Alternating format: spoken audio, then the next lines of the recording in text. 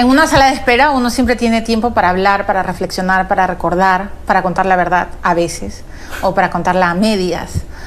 Soy Milagros Leiva y hoy día en sala de espera voy a entrevistar a Luis Fernando Olivera Vega, candidato a la presidencia por el Frente Esperanza. Es la segunda vez que quiere ser presidente de nuestro país y él es ampliamente conocido no solo porque ha sido un congresista combativo, sino porque además en el pasado fue el encargado de enseñarnos el primer Vladivideo que destapó toda la podredumbre del régimen fujimontesinista.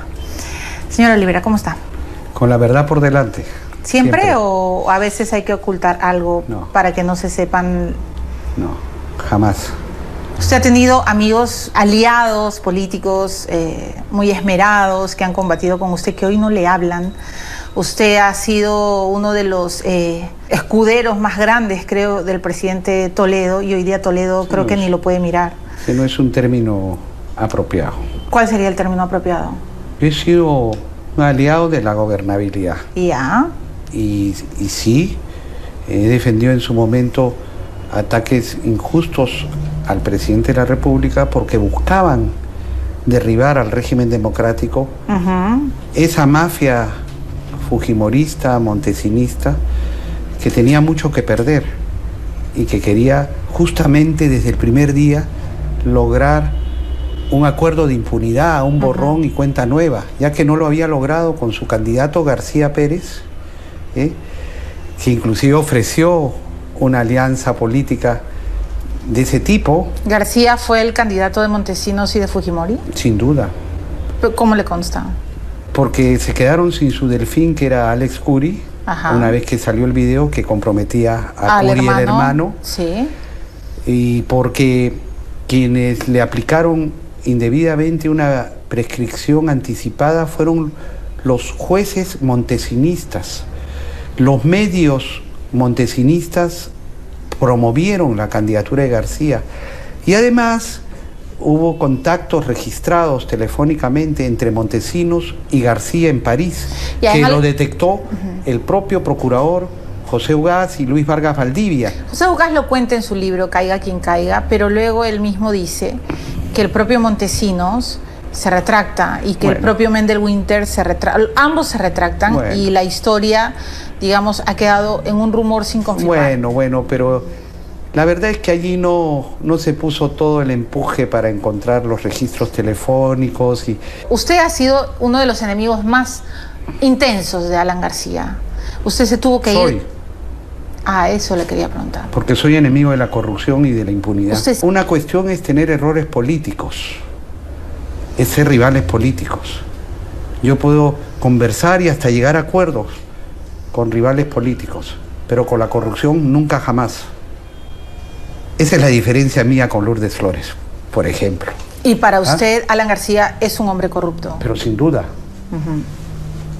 Pero si están ahí todos los expedientes que se han archivado por prescripción, no porque haya sido sometido. Pero su amiga Lourdes Flores ahora está con él. Bueno, algunas personas pues cruzan la línea, ¿no?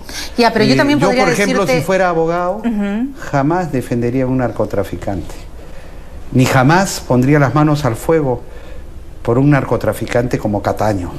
Ya, pero Lourdes dice que Cataño no es narcotraficante. Que Lourdes hizo esa declaración, yo dije, Lourdes ha cambiado. Mató es su otra carrera, Lourdes. claro. Es otra Lourdes. Y es más, yo no me habría molestado, por ejemplo, si preguntaba por mí, Lourdes habría dicho que no las ponía las manos al fuego. Pero porque Fernando, uno por personas contadas con los dedos de la mano.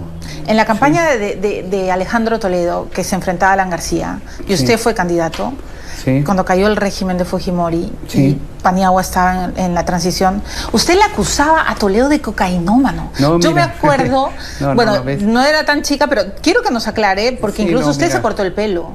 Entonces y luego ese hombre que le decía cocainómano a Toledo, luego resultó ser su aliado, su ministro, su embajador, su canciller, el Breve, porque ahí surgió la chapa de Popi el Breve. Pero bueno, eso es toda una historia también de venganzas y de política. Pero usted pensó que Toledo se drogaba y luego lo apoyó. Mira, la historia es bien sencilla y y sino que la gente repite y repite No, y repite. yo por eso lo quiero te digo, entrevistar. repite y repite. Yo nunca acusé a Toledo de cocainómano ni de drogadicto. Usted dijo que se tenía que hacer un examen toxicológico. Perdóname. Sí, Perdóname. porque yo he revisado los archivos. En el transcurso de la campaña, sin embargo, salió la información. Yo no la di. Y entonces la prensa misma empezó a preguntar, ¿qué opina de esto? Sí, claro, me acuerdo. Y mi respuesta fue, pues ¿sabes qué? Yo creo que todos debemos dar garantías a la población y que todos deben de pasar por que un no examen tenemos este problema toxicológico. Sí. Y yo soy el primero en dar el ejemplo. Y se cortó el pelo. Fui al laboratorio ROE, sí, muy serio, me acuerdo. Y me tomaron una muestra después de averiguar que... Pero el misil era directo, Fernando, pero es que era no cabe, para Toledo. Pero frente a una situación de esas, tú tienes que dar una respuesta. Y la mejor respuesta que tú puedes dar es el ejemplo. Y ¿Usted entonces, nunca se ha drogado, Fernando? Pero te digo que no. Y entonces, ¿sabe qué? Cuando sale el resultado, que efectivamente yo no tenía nada de eso, sin embargo hay gente que sigue repitiendo que nunca salió el resultado, se distribuyó. No, sí salió el resultado. Yo lo distribuí, sí. Lo puse. Igual sucedió, te voy a decir, con el caso de Saraí. Y sale la noticia y a mí me preguntan, ¿y cuál es mi respuesta? Mi respuesta es, si a mí me estuvieran haciendo un cargo de ese tipo, yo no podría dormir 24 horas. Tranquilo. Y entonces yo me haría el ADN inmediatamente. Pero Toledo no se hizo inmediatamente, Toledo esperó. Pues hizo mal. Ya, pero entonces a eso quiero llegar. Y hoy día estamos en una campaña muy fuerte y llena de cambalaches que nos están dando unas lecciones de valores bastante extrañas, con mudanzas, canjes, pases sui generis. Sí, repugnante. Repugnante, ¿no? Repugnante. Ya, entonces yo le quiero preguntar a ese hombre que pensaba, por ejemplo, que estaba mal que un hombre no reconociera a su hija. ¿Cómo hace uno para cambiar? Porque, ¿sabe? Si yo pienso mal de una persona, yo ni siquiera me acerco a esa persona. ¿Qué sucedió? Vino la segunda vuelta electoral. Con Alan. Con Alan. Sí. Y allí nuevamente uno se encuentra en la disyuntiva de qué hacer. Yo no iba a permitir que Alan ¿Cuál ganara? era el riesgo? Que volviera la corrupción institucionalizada, el crimen y la continuidad de Montesinos, Fujimori y toda esa política de borrón y cuenta nueva que tenían planificada, o que este hombre con sus defectos y carencias, ¿no?, pudiera ser siquiera una esperanza en ese aspecto. Pues entonces ahí fue que se hizo un acuerdo de gobernabilidad. O sea, eso quiere decir yo recuerdo claro, que fue un pacto entre yo recuerdo que convocamos a Pedro Pablo Kuczynski. ¿Y qué pasó? Para tratar aspectos programáticos, porque Kuczynski era el jefe de plan de gobierno de Toledo. Sí. Me acuerdo que tratamos entre algunos temas, por ejemplo, la privatización de Sedapal, que estaba en el programa de Toledo, y dijimos, no, esto, un stop. Entonces, frente al riesgo de que sí va a suceder algo muy tenebroso, usted opta por apoyar incluso a quien pueda parecer su enemigo. No, al que había sido mi rival político. Sí, yo lo sé, pero que habíamos tenido, sin embargo, un punto en común, porque en un momento dado Toledo se constituye en la encarnación de la oposición democrática frente al Fujimorato, y hace los cuatro suyos y todo eso, ¿no? Entonces había motivos democráticos y opciones de mejora para el Perú frente a la alternativa García, que era el continuismo. Eso quería saber. Para usted García era el continuismo y Toledo era la posibilidad de salir. Sí. Ya. Y entonces, en el gobierno pasado, en la elección pasada, imagino que usted votó por Humala. No, es pública mi posición. Mi posición fue por el voto nulo. Yo sé, pero me cuesta creer que haya votado nulo. No, voté nulo. ¿Votó nulo? No, ¿Ahí se pelearon? Yo hablé con Toledo y Toledo se estaba inclinando. Inicialmente estaba por el voto nulo. ¿Ahí fue cuando se pelearon? ¿Cuando le dijo a Toledo contigo nunca más? Mire, yo le voy a contar algo. Yo estuve en Stanford con Toledo. Me había pasado la voz, me había invitado Toledo para conversar políticamente. Viajé de Madrid para allá. ¿Y cuál era el tema? ¿Cuál era la consideración? Su posible candidatura a la presidencia en 2011. Él expuso razones de que en el primer gobierno no se podía haber atendido la deuda social y toda una agenda social que me parecieron súper válidas. Y yo le dije sí, en ese entendido debe ser candidato. ¿Qué causó eso? El celo, la inseguridad de lo que era su equipo de campaña. Es que los chacanos te odian. Y entonces Te odian, Fernando. Y de allí vino el chantaje a Toledo de que se le iba el equipo de campaña y todo esto. Y Toledo salió diciendo la memorable frase de que hay sumas que restan. Y me tuve que morder la lengua, yo estaba en Madrid, me recuerdo, con Felipe Osterling, que había viajado a Madrid, que esa noche cenaba con él. Tenía unas ganas de... ¿Qué le querías decir a Toledo? Oh, ¿para qué? Si ya no lo dije en su oportunidad. Puedes decirlo ahora, porque estamos recordando. Y Felipe me dijo, mi amigo Felipe Osterling, el gran demócrata, me dijo: Fernando, la vida da vueltas. ¿Sabes qué? Pasa página, pasa página. Al final, Fernando y Toledo se pelearon, bueno, para siempre. Hoy día no se hablan. Bueno, por supuesto no, que... tampoco... ¿Le crees a Toledo, sí o no?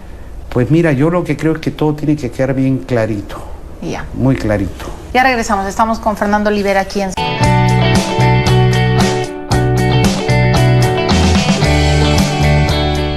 La pregunta que todos nos hacemos es ¿por qué Fernando Olivera se lanza a la presidencia?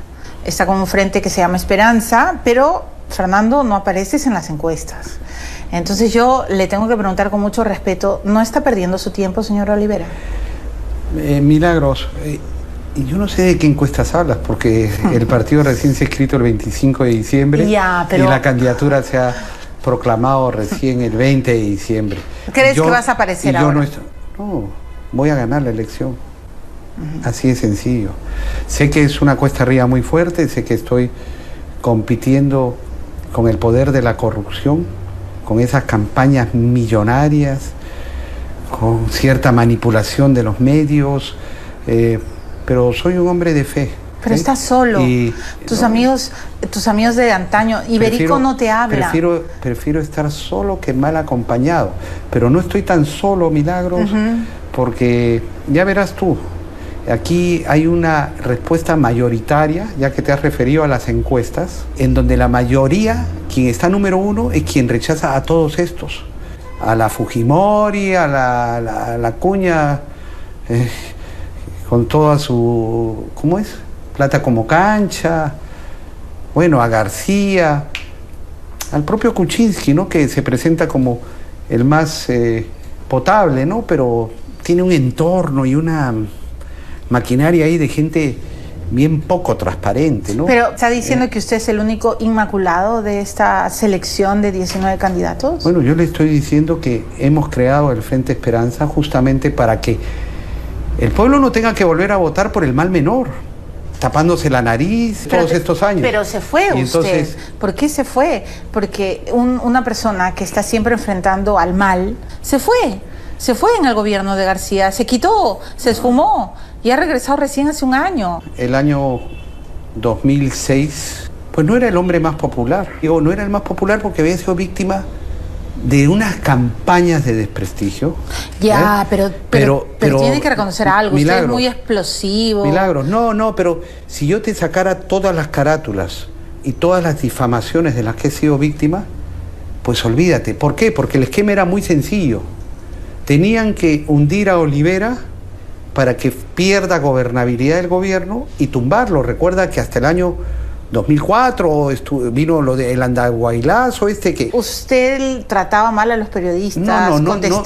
No trataba mal a los periodistas. Ay, yo me acuerdo. Pero decía, cállense la boca, como si bueno, fuéramos... ya que has hablado de cállense la boca, ¿quieres que te lo...? No quiero que me relate por qué, cómo, cuándo, pero quiero que haga un mea culpa. ¿Eres o no explosivo? No, pero déjame hablarte de cállate la boca. Primero... Milagros, tú no puedes conceder calidad de colega periodística cualquiera, ¿no es cierto? No, hay varios aterrizados. ¿Sabes lo que había pasado? A mí me habían armado toda una difamación donde decían que yo iba a comprar por $3,5 millones el audio de Almeida. De Almeida. Una mentira de este tamaño, que la tuve que desarticular inclusive con la fiscal de la Nación, haciendo grabaciones de cómo es que querían darle credibilidad contactando a Iberico a una mentira de este tamaño, porque lo que querían era tumbarme, ¿no? Y meterme a la cárcel en base a mentiras. Y cuando se descubrió toda esta artimaña, los que la habían armado salieron rápidamente mientras yo volaba desde España, porque cuando salió esto yo cogí el teléfono y dije, mañana estoy en Perú y rechazo esta infamia. Y tomé el primer vuelo y mientras volaba se desarticuló hicieron una conferencia de prensa que no difundieron, ¿no? Diciendo, hemos cometido un error, ¿sabes qué? Nos sorprendieron, después que me habían volanteado así. Y yo vine para ir a la comisión de fiscalización, allí donde estaba el APRA, allí donde estaban todos estos chacales. Le han tirado lodo, salgo del Congreso, pero usted también ha tirado lodo. Pero perdón, Uh-huh. Cuando salgo del Congreso, allí en las escalinatas, lo menos que sea, si tú eres periodista, dejas hablar, ¿no? Yo iba a exponer y decir, esto ha pasado, esto es así y esto es así. Y había un señor, si se le puede llamar señor, que no me dejaba hablar, que me interrumpía. ¿Y sabes de qué diario era? Del diario de los señores Wolfenson que estaban presos por corrupción. ¿Ok? Ese señor tenía una misión, no dejarme hablar. Y como me interrumpía en un momento ya le tuve que decir, cállese la boca. Así fueron las cosas.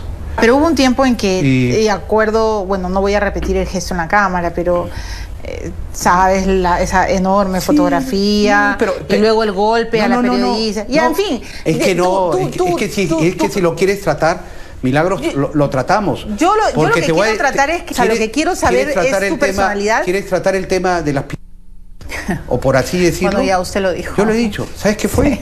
¿Sabes qué fue? ¿Por qué hiciste ese gesto? El 14 de septiembre yo había hecho un discurso en el Hotel Bolívar, donde reclamaba lo que reclamo ahora también, aunque haya muerto. Aquí se habla de Mantilla, de $30.000 que le dio Montesinos. Sí. Pero nadie recuerda la cuenta de más de $6 millones que se le detectó a Mantilla.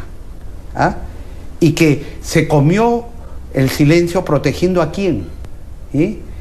En esa demanda que hice yo el 14 de septiembre, reclamé públicamente, estaba el presidente de la República, el presidente del Congreso, estaba llena la sala, que se informe, que el Poder Judicial responda sobre esa cuenta de la corrupción de Mantilla, etc.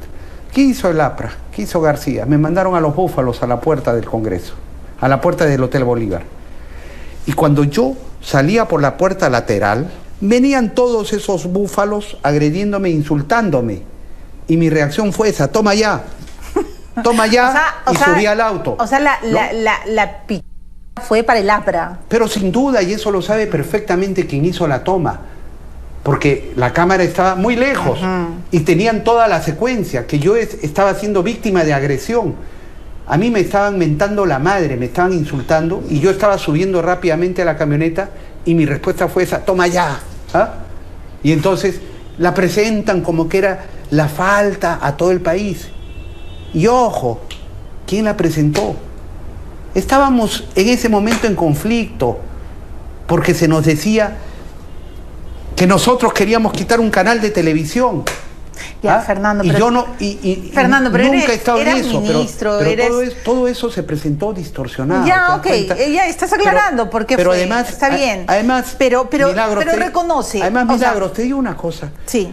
Tampoco seamos cucufatos, ya, o sea, ¿sabes? No, yo no soy cucufata. No, pero no se pique, porque no, yo está no me bien. pico, ¿no? Sino que me parece... Yo sí me pico, yo soy picona, reconozco. A mí me parece increíble, que como a mí no se me puede decir ni ladrón, ni asesino, ni criminal por donde sea, ¿no? Toda una trayectoria de tantos años de servicio al país y de muchas cosas buenas, de muchísimas, ¿no? ¿Se limita a qué? Al portazo. A ver, también lo estás caricaturizando. Yo sí creo que en campaña los políticos tienen el discurso de siempre y luego hacen otra cosa, pero lo más importante, más importante para un elector también es conocer a la persona. Y entonces, por ejemplo, yo sí te quiero preguntar algo que todos los seguidores de Cipriani siempre lo dicen y lo repiten, y ahora de repente tenemos seguimos en el mismo tema. Seguimos en el tema de tu historia. Porque todos pero tenemos una fraccioncita de la historia. Sí, claro, pero sí le quiero preguntar por eso. Puedo contar toda mi historia desde que entré en la fiscalía. Fuiste muy joven cuando entraste a la fiscalía. Enfrentando a Mosca Loca, enfrentando a Lambert, claro, desde que encontré la primera fosa común, desde cómo he enfrentado al APRA cuando era gobierno y denuncié toda su corrupción. Todo eso. Tenías 21 años, Fernando. Bueno, y después 25 y después 30. Sí. Y todo está lleno. Y fuiste el que se enfrentó con mayor pasión a toda la corrupción del primer gobierno de Alan García. Y después cómo enfrenté a Fujimori, cómo defendí. Presentaste el Vladivideo. No solamente presenté el Vladivideo, hice muchas cosas, de defender al pueblo frente al Fujichop, denunciar todas las compras de armamento, el entreguismo que tenían. ¿Por qué te fuiste de Perú? Me fui porque... Sí, porque te amenazaron. Porque fui víctima de una amenaza. ¿De muerte o de meterte a la cárcel? De las dos cosas. ¿Quién te amenazó? Por un lado estaba Montesinos, que me hizo llegar amenaza. ¿Él mismo? Sí, y hasta llegó después a hacer seguimientos cuando yo estaba en España. Ya. Estamos hablando del gobierno cuando García sube a su segundo gobierno, que te vas. Haciendo vigilancia a mis hijas allá, y me llegaron correos electrónicos que se detectaron que venían de la base naval del Callao. O sea, esto no es broma. O sea, no, yo sé, tumbarte yo sé que no es a una ¿Montesinos sigue vivo, nivel, Fernando? asesinos. ¿Montesinos sigue vivo? ¿Sigue operando? Bueno, yo creo que desde la época de García, absolutamente, ¿no? Pero si además cuando si se llegó al gobierno con Toledo... Toledo tuvo contactos con Montesinos. Cuando se llegó al gobierno con Toledo tuvo contactos con Montesinos. Yo le puse locutorio y yo corté todo eso, porque seguía haciéndolo. Y de ahí venía el odio mayor, ¿no? Porque, ¿cómo es esto? Seguía usando todos sus tentáculos, la información que mantenía ahí para chantajear a una serie de gente. Si eres presidente, ¿vas a indultar a Fujimori? No. ¿Por qué? Porque no lo merece. ¿Y si hoy día vieras en persona y pudieras hablar un segundo con Montesinos, qué le dirías? Probablemente le escupiría en la cara. No merece otra cosa, el daño que le ha hecho al país. ¿Sí?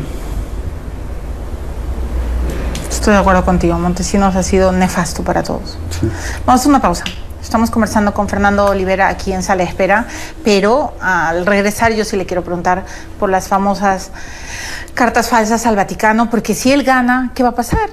Cipriani nunca le va a dirigir la palabra, no va a poder ir a misa, no va a poder ir al Tedeo, no va a poder hacer nada, es más, ni se va a poder confesar.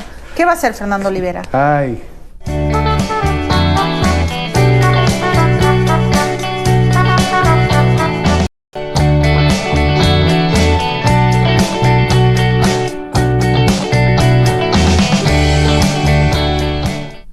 Fernando Olivera tenía solo 21 años, todavía era estudiante de Administración de Empresas en la Universidad Pacífico, cuando empezó a trabajar en la Secretaría... Ya había terminado la carrera. ¿Ah, ya habías terminado? Sí. Cuando entras a la Secretaría General de la Fiscalía. Sí. Chibolito. Joven. Muy joven. Y has tenido una incursión en la vida política bien precoz, ¿no? Fui el diputado más joven en su momento. El más joven en su momento. Sí. Te has peleado. Y también fue el diputado más votado también. Sí, claro. Eras muy popular, eres popular. Bueno, yo creo. El 10 de abril será el veredicto. Ya, pero y te quiero preguntar por el 10 de abril. ¿Y si ganas, qué vas a hacer con Cipriani? ¿Se han reconciliado? Tenemos que hablar de Dios en este momento. Porque claro, te acusan de lo peor, de haberlo querido desprestigiar, de haber mandado cartas falsas, en fin. ¿Qué vas a hacer con Cipriani? Quien estuvo enjuiciado por ese tema de las cartas, que muchos nos conocen, fue un obispo, el obispo de Puno. Yo nunca estuve enjuiciado. No. ¿Ya? Porque yo lo único que hice fue hacer una consulta al Vaticano siguiendo instrucciones del presidente. Jorge Carrión se llamaba el obispo de Puno. Sí, sí. Hice una consulta al Vaticano, una consulta privada, porque cuando te traen unos documentos de ese calibre, habían tres alternativas. Mandarlas a la policía, al procurador, o decidir qué hacer con el presidente. Y no queríamos hacer escándalo. Yo no quería hacer escándalo. Yo soy católico, ¿ya? Y respeto a la jerarquía de la Iglesia. ¿Crees en Dios? Y sin embargo, por supuesto, soy un hombre... ¿Le temes a Dios? Soy un hombre de fe. Ok. Sí, tengo temor de Dios, pero también voy más allá del Dios castigador. Creo en el Dios que es vida, que es esperanza. Yo soy un instrumento de Dios, ahora mismo. Y estoy cumpliendo lo que creo que es un deber con la patria. Y entonces, ¿qué hicimos? Pero en ese momento se insinuaba de que Cipriani le había escrito a Paniagua diciéndole que los videos donde él aparecía. Pero bueno, tú recibes una documentación de ese tipo, ¿y qué haces? Entonces tratas de manejarla con prudencia para llegar a la verdad. Sí. Y lo más prudente fue, creo yo, lo que en su momento decidió Toledo, cuando yo me iba a Zúrich a una conferencia anticorrupción donde era ponente, me dijo, haz escala en el Vaticano y consulta. Hice la consulta, les dije, miren, hay esto, ustedes harán sus investigaciones internas y nos comunicarán. Comunicaron tiempo después que no eran ciertas y el tema había quedado allí. Y luego... ¿Quién lo destaca? Y luego Cipriani tuvo un malentendido porque empieza a salir una propaganda del programa que tenía Gustavo Gorriti, donde empieza a anunciar las cartas del cardenal. Y él creyó que eran esas cartas. Y lanzó en la homilía del domingo toda su batería contra nosotros. No eran esas cartas. Cipriani era fujimorista, no eran Fernando. esas cartas. Bueno, Cipriani pues tuvo una participación en el gobierno de Fujimori. Yo sí, ¿no?, creo que era Entonces, fujimorista. ¿Tienen una relación cordial o han cortado...? Pero Milagros, cuando hubo la reunión en Palacio de Gobierno, Ajá, a raíz de esto, el Vaticano, a través del nuncio apostólico, que también estaba mencionado en las cartas, transmitía que la Santa Sede estaba reconocida por el tratamiento que le había dado el gobierno peruano a este tema y por la reserva que había tratado. El nuncio apostólico Rino Pasigati. Sí, ahí inclusive salió una declaración. Sí. Y yo, de propia iniciativa, dije, yo voy a hacer saber tanto al nuncio como al cardenal quién ha sido quien me ha entregado estas cartas. Y así lo hice, acompañado de Pedro Cateriano, que era mi viceministro. Pero ¿sabes qué pasa? Que yo tengo tanta curiosidad por los Vladivideos, ¿no? Porque claro, Fujimori se agarró maletas, se repartieron. Claro. Y usted es uno de los que más sabe, porque fue protagonista en todo ese momento. Y entonces a veces uno no termina de entender a dónde fueron a parar tantos Vladivideos, ¿no? Y si son todavía... Efectivamente. Móviles para extorsionar. Efectivamente. Yo me hago la misma pregunta. Pero hay más, ¿no? Yo tengo... Estoy absolutamente seguro que ahí han habido Vladivideos que se los han guardado. Y yo no sé realmente... Yo te voy a decir una cosa, ha habido un fin de semana, creo que hubieron maletas con Vladivideos que no fueron a la fiscalía. No, claro, 60 cajas se fueron a un notario. Con un fiscal falso. Cuando nosotros estábamos viendo el tema de la obtención de los Vladivideos, se mencionaban algunos que nunca aparecieron, ¿no? Que nunca aparecieron, por ejemplo. Bueno, en algún momento creo que se mencionó alguno vinculado al tema de la mina, vinculado a una mina, ¿sí? Esa es la historia de la gente que quiere volver hoy día al poder. Eso es lo que importa ahora, desenmascarar a los corruptos agazapados que están allí, ¿no? Y que tienen un rostro, otro rostro, otro rostro, otro rostro. Por eso estamos en esto. ¿Quién de los que vemos hoy día ha sido un personaje muy cercano a Montesinos y que a usted le da bronca verlo en política, en esta campaña? Bueno, obviamente la Fujimori, ¿no? La primera dama de la corrupción, pero que con gran cinismo quiere marcar distancia. Pero por favor, pero si ella ha estado ahí, bien empoltronada después de Pero ella dice que se enfrentó a Montesinos. Sí, ¿dónde? ¿Cuándo? ¿No estuvo haciendo el baile del chino en la fraudulenta campaña reeleccionista? ¿No estuvo allí? ¿Ah? Por favor, cuando nosotros hemos denunciado todos los crímenes de la Cantuta... Si Alan, su mayor enemigo, llega a la segunda vuelta y se enfrenta a Keiko, ¿usted va a votar por Alan? Que no va a llegar. ¿Y si llega Acuña? Nosotros vamos a estar. Usted va a llegar. Por supuesto. Ay, pero Fernando, para eso tendrías que tener 10% por lo menos ahora. Tú tranquila. Yo tranquila. Tú tranquila. Ya, ok. Sí. Entonces quiero preguntarte algo. Y seguro el 28 de julio me volverás a preguntar sobre las mismas cosas. No, porque eres picón. Bueno, yo estoy reconociendo algo que eres picón, pero está bien porque... No me pongas membrete. Ya, pero yo puedo decir que eres picón.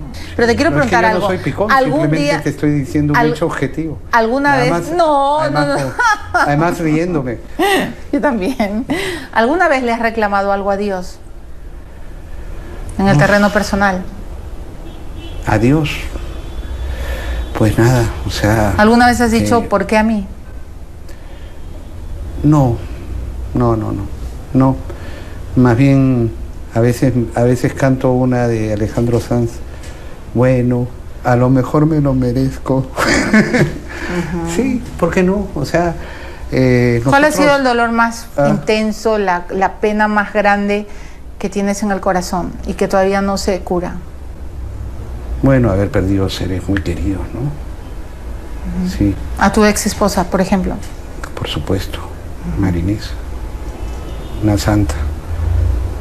A mi hermano Humberto, a mi padre, a mi querido amigo Jaime Picasso. Bueno, y en fin, ¿no? Son dolores. Y casi muy pierdes a intensos. tu primera hija porque era melliza y tu esposa tuvo un grave problema. Sí, pero felizmente pude detener el aborto que le iban a practicar sin que ella hubiera autorizado. Y mi hijita que hoy día vive se agarró muy bien ahí, ¿no? Y se salvó con la mano de Dios, ¿no? ¿Cómo se llama tu hija? Marinés. Como tu ex Sí, esposa. y nació un 13 de mayo, el Día de la Virgen de El Fátima. día de la Virgen de Fátima me puedo Sí, morir. Sí, sí. Bueno, pero eso es Y simbólico. nació estupenda, linda. ¿Extrañas mucho a Marinés? ¿Cómo no? Claro. Estábamos separados, ya divorciados, pero nos adorábamos todos, porque la política también es complicada cuando uno está entregado, ¿no? Entonces... ¿Te separa de la familia? Es lo más invasivo que hay, claro que te separa. ¿Ah? Tienes a la política a las 6 de la mañana entrando con entrevistas radiales. Sí, claro. Sales a las 7 de la mañana. Yo me acuerdo a mis hijas cómo han crecido. Yo las dejaba en el colegio religiosamente y ya no las veía hasta la siguiente dejada. Y no había fines de semana ni mucho menos, porque es una entrega. ¿Valió la pena? Pues yo creo que sí, ¿no? O sea, no siempre en esa vocación de servicio, porque el político tiene que tener voluntad de servir a tu país, a tu prójimo, Pero a entregarlo todo, ¿no?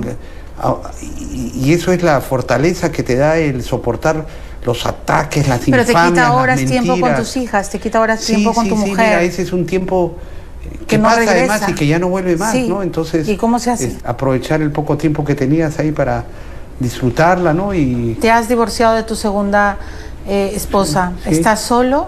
sí. O sea, si ganas, ¿no vamos a tener primera dama? Ay. ¿O de repente estás enamorado? No lo sé. ¿Nos podrías contar hoy?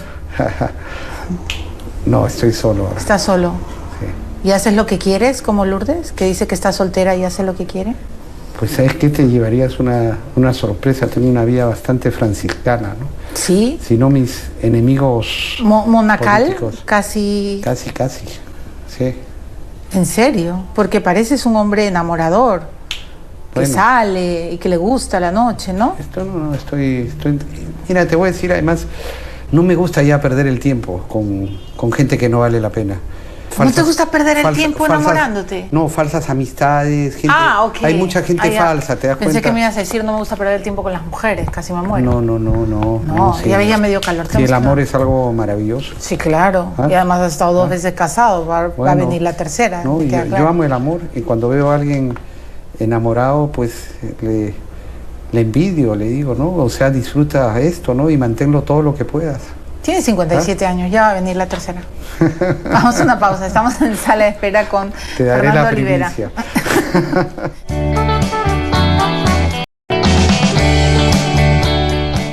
En el bloque anterior, Fernando Olivera nos ha dicho que no ha renunciado al amor, así que quizá uno nunca sabe si él ganara la elección y nos dé una sorpresa, pero ahora está soltero. Soltero sin compromiso y con algunos amigos perdidos. ¿Es correcto lo que estoy diciendo? Bueno, hay personas que en verdad no eran amigos, porque los verdaderos amigos Nunca se pierden, ¿no? Son para toda la vida. Cateriano. Ahora los cuentas con los dedos de la mano. Y sí, yo a veces reconozco- pasan cosas yo que te reconozco ayudan a como un distinguir. error mío en la vida política, sobre todo, es creer en la gente. Pero es que la política te despierta los más nobles sentimientos de entrega, de servicio, pero también te despierta las más bajas pasiones. Por supuesto, ¿no? de Y tú intriga, ves- de y tú ves traición. los rostros, pero no sabes lo que realmente están pensando. Ni Ya, yo quiero preguntarle por su viceministro de entonces, Pedro Cateriano, que luego fue su amigo. ¿Qué siente por Cateriano hoy, Fernando? Bueno, decepción, pero cada quien pues elige su camino, ¿no? Y cómo el poder cautiva a la gente. ¿Crees que este gobierno es corrupto? Que el gobierno de Humala es corrupto. Pero te lo dije, a ti, ¿te acuerdas? Sí. Cuando me preguntaste quién era más corrupto, Fujimori o García, yo te dije hay un triple empate con este gobierno, cuando todavía no se hablaba de los niveles de corrupción de entonces. Es que te lo vuelvo a preguntar porque como Humala todo el día nos vende la historia de que él es inmaculado y que nunca como este gobierno para ser histórico... Yo te digo, desde que esta gente, casi digo esta gentuza, ¿no? Porque en realidad merecen el calificativo más despreciable aquellos que usan la voluntad popular para llenarse los bolsillos de plata, ¿no? Corruptos. Yo no sé qué tienen, que antes de llegar al poder ya están corruptos. Acuérdate que Humala, el día que era recibido por Obama, ¿quién estaba ahí hablando con el canciller ruso? Alexis, ¿no? ¿Qué hacía Alexis ahí? Trataba la gente de la corrupción, los armamentos, la pesca y todo, y hasta ahora no sale el informe, nada, impunidad total. Nada. Ya desde antes de jurar, ¿no? Sí, y Fujimori, ¿qué fue? Se fue ahí las donaciones de Japón antes de jurar. Sí, claro. ¿A quién le instruyó? Esto no va a la cuenta del Estado, va a Rosa, Juana Aritomi, a Víctor Fujimori, los tíos de Keiko, de los cuales no habla. Y están prófugos. Y están financiando la campaña millonaria de la corrupción. Y lo mismo García, antes de jurar. Ya estaba con Abderramán El Azir, con Cachó, y viendo el tema de los Mirage, del BCCI. Antes de jurar. Y cuando nos anunciaba la reducción de los Miraches, que ya los tenía colocaditos para ganarse la comisión. Eso, ¿qué cosa es? Contra todo eso estamos. Pero usted ha estado en la entraña del poder. Usted ha sido un hombre muy poderoso durante el gobierno de Toledo. Y no me he contaminado, gracias a Dios. Ya, le quiero preguntar, ¿le quisieron comprar la cabeza? ¿Le quisieron comprar la conciencia? En algún momento de su historia política, alguien vino y le dijo, Fernando, chin chin, quédate callado. Mira, si tú tuvieras... En la época de los Vladivideos, alguien quiso comprarle. Algunas diferencias te voy a decir. Mira, cuando se da esa elección, el fraude reeleccionista donde estuvo Keikito bailando el baile del chino, sí, ¿no? Logró hacer fraude para sacar adelante la fraudulenta reelección, ¿eh? Pero no lo pudo hacer en el Congreso, ¿ya? Ahí teníamos mayoría la oposición, entonces él entra a comprar los tránsfugas, y yo tenía un congresista que estaba desaparecido, hasta que aparece y me dice, doctor Fernandito, yo tengo acá una propuesta, usted tiene que ser presidente del Congreso. ¿Ah? Y le digo, no, yo no tengo interés en ser presidente del Congreso, lo que me interesa es que haya la unidad de la oposición, porque lo que quería yo plantear, ir a mi línea de acción, era vacar a Fujimori en el Congreso, por incapacidad moral, con la mayoría que teníamos. Pero te estaban proponiendo la presidencia. Pero me estaban proponiendo que yo sea presidente del Congreso. ¿Quién era ese hombre? Waldo Ríos. Waldo Ríos. Sí. ¿Y qué le dijo? Por supuesto que le dije que no. ¿Y el plan cuál era? Que yo fuera al CIN a hablar con Montesinos, que ahí estaba todo arreglado. Sí. ¿Pero qué es esto? No, yo no me vendo ni por una presidencia del Congreso, ni por todo el oro del mundo. Cuando surgió el primer Vladivideo, y todo el mundo decía y pensaba que Olivera los tiene todos, le ofrecieron plata para que dejara de sacar videos. En un momento dado, te diría, el día que sacamos el Vladivideo, tuve que actuar con mucha prudencia, porque en verdad ese día era para decir a Palacio, y lo sacamos a estos rufianes. Pero si yo decía eso, iba a ser un baño de sangre. Si ya habían asesinado en la marcha de los 4 suyos a esos trabajadores del Banco de la Nación, si habían matado a Mariela Barreto, a Pedro Wilca, a cuántos, estos eran criminales, son criminales. El crimen quiere volver al poder, así de claro, con la Fujimori. Es la misma gente, están agazapados. Y empiezan a salir sus fotos, quiénes son, a quiénes llaman pensamiento y todos esos. Ahí están. Pero ¿y qué tal si Keiko no es como su papá? ¿Perdón? ¿Qué tal si Keiko no es como su papá? Pero, por favor, está toda la maquinaria ahí. Keiko es un rostro que además, ¿qué cosa ha hecho en su vida? Aparte de estudiar con dinero la corrupción y de estar ahí. ¿Tú recuerdas que tramitó también una gracia presidencial para unas involucradas en narcotráfico en el caso Oyuquito? Está declarado en la comisión por ella misma, aceptado. Un caso donde habían encontrado en un embarque de harina de pescado cientos de kilos de cocaína. Ya, pero alguien tiene alguien tiene que salvarse en la clase política, Fernando. Ah, bueno, pero... O sea... Pero es que, ¿sabes qué? Yo puedo hablar, estoy limpio. ¿No tienes miedo de que te hagan algo? Por supuesto, todo el tiempo.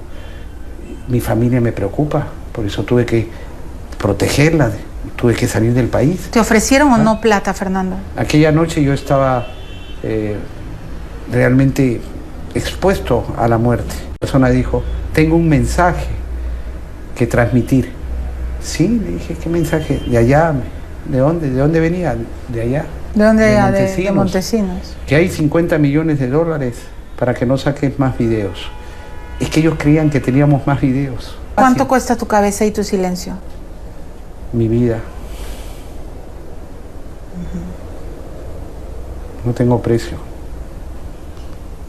Pero la plata seduce. ¿Perdón? Lo hemos visto, la plata seduce. Entran políticos y un día dicen que no van a hacer nada, que no van a robar y luego se llevan... Felizmente, gracias a Dios, no son los valores que he recibido en mi familia. Mi madre vive. ¿Tu mamá vive? Sí. Ah, bendito sea Dios. Sí, sí. Solo tu papá murió. Murió ahogado en la playa. El día que iba a cerrar mi campaña del año 90. ¿Tu papá murió ahogado en la playa? Sí, una muerte complicada. Siempre me ha quedado una duda ahí también. Habían quienes me decían que fue un atentado, porque mi padre no entraba al mar.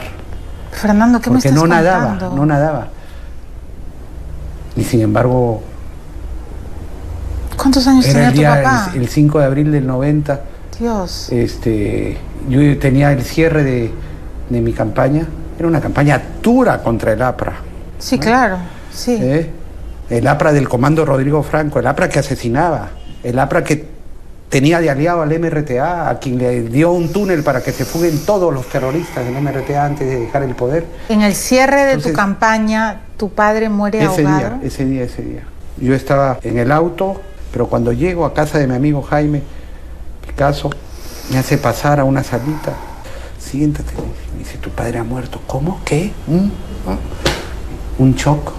En la playa La Herradura estaba ahí su cadáver. Y con un drama porque tirado allí, el juez no llegaba, la necropsia que había que practicarle, bueno. ¿Cuántos años tenía tu papá? Mi padre tendría 60, 62 por ahí. Joven. Sí. ¿Y nunca entraba a la playa? No, él no entraba al mar. ¿Y siempre has tenido este velo de sospecha que de repente...? Él no entraba al mar porque no nadaba, ¿no?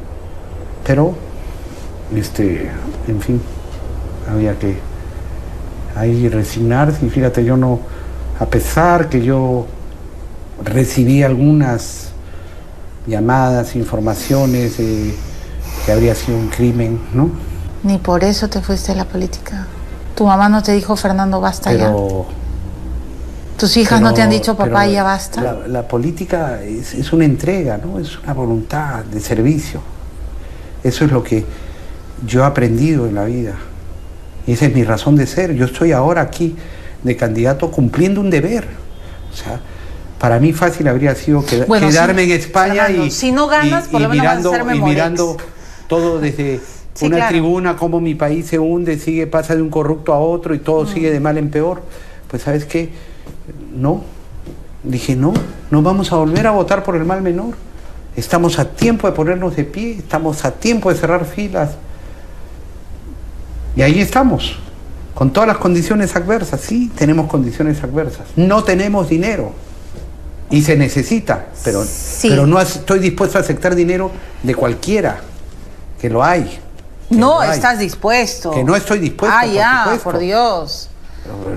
Pero mira, ¿no te da ganas de irte, de cerrar tu casa y decir, bueno, me voy a España otra vez con mis hijas? ¿Para qué me quedo acá? Sabes que yo moriré sirviendo al Perú. Soy terco en mi apuesta por el Perú. Te voy a hacer una pregunta muy personal. Y si estoy invadiendo demasiado tu vida privada, me dices y retrocedemos, porque es lo justo, ¿no? No, en general. Pero ¿cómo has hecho, de mi vida privada? Yo lo sé. ¿Cómo has hecho, Fernando, para curar a tu hija de la muerte de su mamá? Porque ella la encontró muerta. ¿Cómo has hecho para curarla, Fernando? ¿Y cómo has hecho para curarte tú de ese dolor? Porque ella tenía solo 12 años cuando muere Marinés.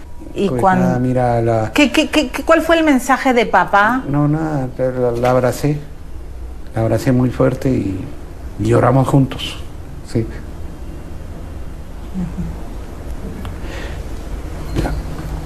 Adelante. Eso le dijiste. Sí. No, y bueno, y seguimos adelante. La vida es así, no te puedes quedar ahí. Quieres poca gente, pero la quieres. Te puedes haber separado en la vida, Por supuesto, no entiendo. Pero los afectos y los sinceros quedan. Por supuesto, señor. ¿Qué crees que es el valor más importante que le has enseñado a tus 3 hijas? ¿Cuál de ellos se va a quedar para siempre? Lo que aspiro, yo siempre he dicho eso y trataré de cumplirlo, ¿no? Primero, bueno, yo les digo, ustedes no van a tener ninguna herencia importante porque no hay de dónde. No hay de dónde. Pero sí les voy a dejar un nombre, eso sí.